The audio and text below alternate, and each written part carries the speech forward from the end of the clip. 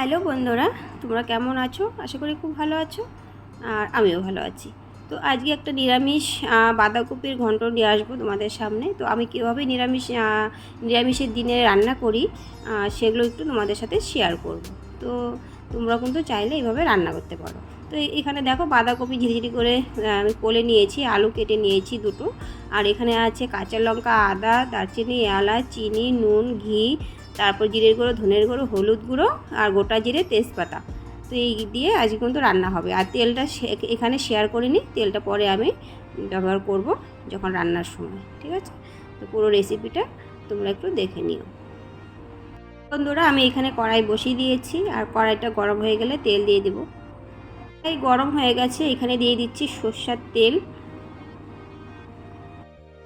1 চিমটি হলুদ দিচ্ছি তেলে, নালে কিন্তু পুরনো দিলে কিন্তু হবে, ছিটে যাবে, ছিটে আর কি। তো আলুতে তো জল থাকেই, ওই জন্য আলুটা দেওয়ার আগে কিন্তু একটু হলুদ দিয়ে নিয়েছি। আর আপনারা কিন্তু রান্নার আগে একটু তেলে হলুদ দিয়ে নেবেন, তাহলে কিন্তু ছিটবে না, গায়ে লাগবে না। তো আলুটা লাল করে ভেজে তুলে আলুটা ভালোভাবে সুন্দর করে নাড়াচাড়া করে আমি কিন্তু নুন দেইনি, নুনটা এখন ব্যবহার করব না, একবারে বাঁধাকপিতে নুনটা দেবো। শুধু কিন্তু একটুখানি হলুদই দিয়েছি। আলু ভাজা হয়ে গেছে, দেখুন সুন্দর করে কিন্তু লাল করে আলুটা ভেজে নিয়েছি। আর একটু লাল করে ভাজতে হবে, নাহলে টেস্টটা পাওয়া যাবে না। আর আলুটা যদি লাল করে ভাজা যায় তাহলে আলুটা সিদ্ধ হয়ে যায় তাড়াতাড়ি। তো আলু ভাজা হয়ে গেছে, তুলে নিচ্ছি। তুলে নিয়ে তারপরে কিন্তু আমি ফোড়ন দিয়ে দেবো। এখানে দেখুন দারচিনি, এলাচ দিয়ে দিয়েছি, আর দিয়ে দেবো তেজপাতা, গোটা জিরে দিয়ে দেবো, আর আদা দিয়ে দেবো। আদা দিয়ে দিয়েছি, নাড়াচাড়া করে সুন্দর করে একটু লাল করে ভেজে, এই যে দেখো লাল করে ভেজে নিয়েছি। আর এখন কটা কাঁচা লঙ্কা ছিঁড়ে রেখেছিলাম, মাঝখানে ফালা করে রেখেছিলাম, সেগুলো কিন্তু দিয়ে দিচ্ছি। আর একটু নাড়াচাড়া করে তারপর কিন্তু বাঁধাকপিটা দিয়ে দেবো।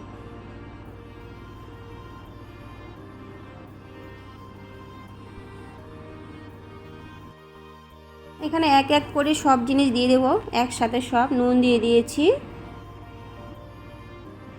জিরের গুঁড়ো, ধনের গুঁড়ো, হলুদ গুঁড়ো,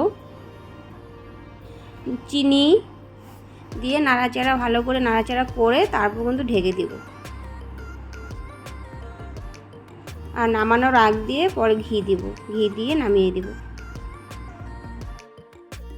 দেখো বাঁধাকপিটা আমি ঢেকে দিয়েছিলাম, আর ঢেকে দিয়েছিলাম, তারপরে একবার খুলে আমি কিন্তু নাড়াচাড়া করে দিয়েছিলাম, ঢাকনাটা খুলে নাড়াচাড়া করে।